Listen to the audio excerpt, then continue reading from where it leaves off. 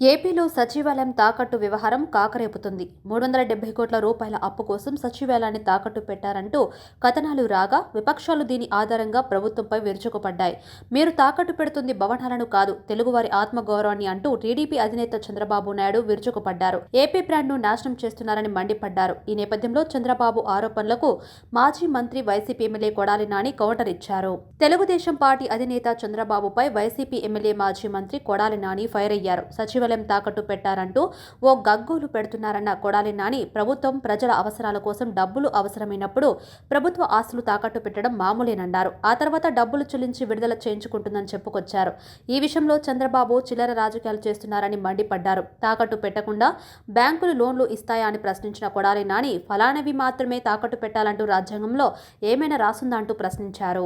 ఈ రాష్ట్రానికి 4 లక్షల కోట్లు అప్పులున్నాయని, అందులో 2.5 లక్షల కోట్లు చంద్రబాబు చేశారని ఆరోపించారు. 2 లక్షల కోట్లు అప్పు జగన్ ప్రభుత్వ హయాంలో జరిగిందన్నారు. ప్రభుత్వ ఆస్తులు తాకట్టు పెట్టకుండా బ్యాంకులు అప్పులు ఇస్తాయా అని ప్రశ్నించారు. ఫలానా తాకట్టు పెట్టాలి, ఫలానాది తాకట్టు పెట్టకూడదని అంబేద్కర్ ఏమైనా రాజ్యాంగంలో రాశారా?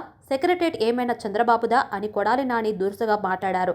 రాష్ట్ర సచివాలయం చంద్రబాబుది కాదు, అది ప్రభుత్వానిదన్నారు. ప్రభుత్వానికి డబ్బులు అవసరమైనప్పుడు, ప్రజలకు అవసరమైనప్పుడు బ్యాంకులో తాకట్టు పెట్టి డబ్బులు తెచ్చుకుంటారు. తర్వాత డబ్బులు చెల్లించి రిలీజ్ చేసుకుంటారు. చంద్రబాబు తాకట్టు పెట్టినవే తాకట్టు పెట్టాలా అలా అని రాజ్యాంగంలో రూల్ ఏమైనా ఉందా? ప్రభుత్వానికి ఉన్న వెసులుబాటును పెట్టి తాకట్టు పెడతారు. సెక్రటరేట్ 10 ఎకరాల బొలమని, ఎకరా 2 కోట్లు వేసుకున్నా 20 కోట్ల ఆస్తి విలువ ఉంటుందని వివాదాస్పద వ్యాఖ్యలు చేశారు. చంద్రబాబుది చిల్లర రాజకీయమని, గతంలో ఆయనేమీ తాకట్టు పెట్టలేదా అంటూ కొడాలి నాని ప్రశ్నించారు. మరోవైపు 370 కోట్ల రూపాయల అప్పు కోసం ఏపీ ప్రభుత్వం సచివాలయాన్ని తాకట్టు పెట్టిందంటూ ఇటీవల వార్తలు వచ్చాయి. ఈ నేపథ్యంలో ఏపీ సీఎం జగన్ మోహన్ రెడ్డి మీద చంద్రబాబు నాయుడు ట్విట్టర్ వేదికగా విమర్శలు చేశారు. సచివాలయం తాకట్టు పెట్టి అప్పులు తేవడం ఏపీకి అవమానం అంటూ ట్వీట్ చేశారు. జగన్ తాకట్టు పెట్టింది భవనాలను కాదు, తెలుగువారి ఆత్మగౌరవాన్ని అంటూ ఎక్స్ వేదికగా తీవ్ర ఆరోపణలు చేశారు. ఆంధ్రప్రదేశ్ బ్రాండ్ను నాశనం చేస్తున్నారని మండిపడ్డారు. అయితే సచివాలయాన్ని తాకట్టు పెట్టలేదని ప్రభుత్వ అధికారులు స్పష్టం చేశారు. ఇలాంటి వార్తలు రాసిన వారి మీద చర్యలు తీసుకుంటామని ప్రకటన చేశారు. ఈ నేపథ్యంలో చంద్రబాబు ఆరోపణలపై మాజీ మంత్రి కొడాలి నాని ఓ రేంజ్లో ఫైర్ అయ్యారు. సచివాలయం తాకట్టు పెట్టకూడదని రూల్ ఏమైనా ఉందని ప్రశ్నించిన కొడాలి నాని, అదేమైనా చంద్రబాబు సొంత ఆస్తా అంటూ విరుచుకుపడ్డారు. ప్రజల అవసరాల కోసం ప్రభుత్వ ఆస్తులు తాకట్టు పెట్టడం, తిరిగి తెచ్చుకోవడం మామూలేనని వ్యాఖ్యానించారు. గెలిపే లక్ష్యంగా వైనాట్ 175 అని చెప్పి సిద్ధం అని చెప్పి మేము సిద్ధంగా ఉన్నామని చెప్పి అన్ని రకాలుగాను మేము ముందుకెళ్తున్నాం. ఎన్నికల నోటిఫికేషన్ వచ్చినాక రాకముందు మేనిఫెస్టో కూడా రిలీజ్ చేస్తారు. ఎందుకు అంత కంగారు? తప్పకుండా జగన్మోహన్ రెడ్డి గారు ఒక మాట చెప్తే ఆ మాటకు కట్టుబడి ఉంటాడు. ఆయనకి విశ్వసనీయత ఉంది. ఆయన చెప్పినటువంటి మాట నిలబెట్టుకుంటాడు అన్నటువంటి నమ్మకం ఉంది ప్రజలకి. అదేవిధంగా మాకు 175 నియోజకవర్గాల్లో అభ్యర్థులు ఉన్నారు. మా పార్టీ క్యాడర్ ఉంది. మాకు ఐపాక్ టీం ఉంది. మాకు పబ్లిసిటీ చేసుకోవటాకో లేకపోతే గడప గడపకి జగన్మోహన్ రెడ్డి గారి మేనిఫెస్టోని జారీ చేయడానికి 24 గంటల సమయం మాకు చాలు. కాబట్టి మేనిఫెస్టో జగన్మోహన్ రెడ్డి గారు రిలీజ్ చేస్తారు, వెయిట్ చేయండి. చంద్రబాబు గారు సచివాలయాన్ని కూడా తాకట్టు పెట్టేస్తారని అంటున్నారు. ఈ రాష్ట్రంలో 4 లక్షల కోట్ల రూపాయలు అప్పులు ఉన్నాయి. దాంట్లో 2,50,000 కోట్ల రూపాయలు చంద్రబాబు నాయుడు చేశాడు. 4 లక్షల రూపాయల్లో 2,50,000 కోట్ల రూపాయలు జగన్మోహన్ రెడ్డి గారు చేసినటువంటి అప్పులు. ప్రభుత్వ ఆస్తులు తాకట్టు పెట్టకుండా బ్యాంకులో లోన్ ఇస్తారా? ప్రభుత్వ ఆస్తి తాకట్టు పెట్టకుండా బ్యాంకులో లోన్ ఇస్తాడా? పలానా తాకట్టు పెట్టాలి, పలానా తాకట్టు పెట్టకూడదు, పలానాది మార్టిగేజ్ చేయాలి, పలానా షూటీ చేయాలని ఏమన్నా డాక్టర్ బిఆర్ అంబేద్కర్ గారు రాజ్యాంగంలో రాశారా? సెక్రటరేట్ ఏంటి చంద్రబాబు గారిదా? ప్రభుత్వాన్ని. ప్రభుత్వం డబ్బులు కావాల్సి వచ్చినప్పుడు, ప్రజలకు అవసరమైనప్పుడు, బ్యాంకుల్లో డబ్బులు కావాల్సి వచ్చినప్పుడు మార్టిగేజ్ చేస్తారు, తాకట్టు పెడతారు, మళ్ళీ డబ్బులు కడతారు, రిలీజ్ చేసుకుంటారు. సెక్రటరేట్ అని ఇది బాబు గడి సొత్తా, చంద్రబాబు గడి బాబు గడి సొత్తా? ఇది తాకట్టు పెట్టారు, అది తాకట్టు పెట్టారంటే వీడు పెట్టినయే పెట్టాలా? కానీ చంద్రబాబు నాయుడు పెట్టినటువంటి ఆస్తులు తాకట్టు పెట్టాలి. రూల్ ఉందా? రాజ్యాంగంలో రాసి ఉందా? పలానా ఆస్తి పెట్టాలి, పలానా ఆస్తి పెట్టకూడదు? అది ప్రభుత్వం ఇష్టం.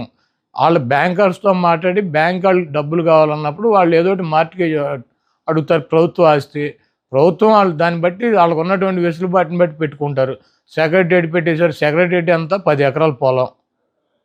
దాన్ని తాకట్టు పెడితే దాని విలువ ఎంత? 10 కోట్లో లేకపోతే ఎకరం 20 కోట్లు ఉంటుంది, 2 కోట్లు ఉంటుంది, 20 కోట్లు ఆస్తి. ఒక సచివాలయమే పెట్టారా? నువ్వేం పెట్టలేదా గతంలో? ఈ చంద్రబాబు నాయుడు అనేవాడు ఒక చిల్లర రాజకీయ నాయకుడు. ఆయన చేస్తే సంసారం, పక్కన వాళ్ళు చేస్తే వ్యభిచారం అని చెబుతాడు.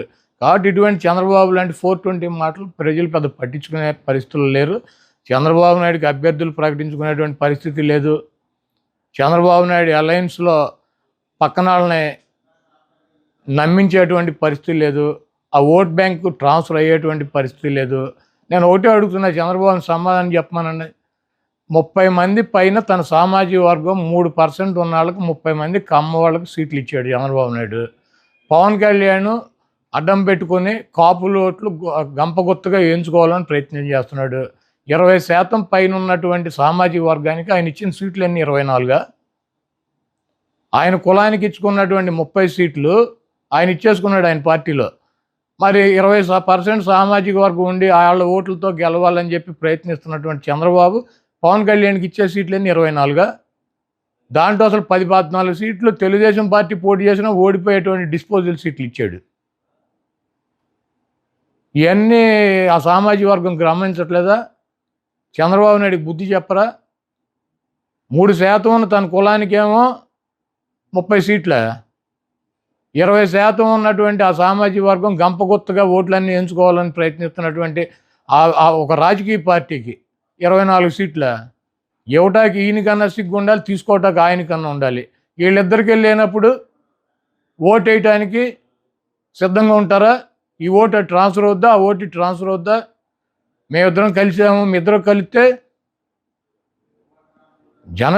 జనసేన పెట్టింది రాజ్యాధికారం కోసం అని చెప్పాడు పవన్ కళ్యాణ్ గారు. ఎప్పుడు కమ్మ రెడ్డి వాళ్ళైనా అధికారంలో ఉండేది, ఎస్సీ ఎస్టీ బీసీ మైనార్టీ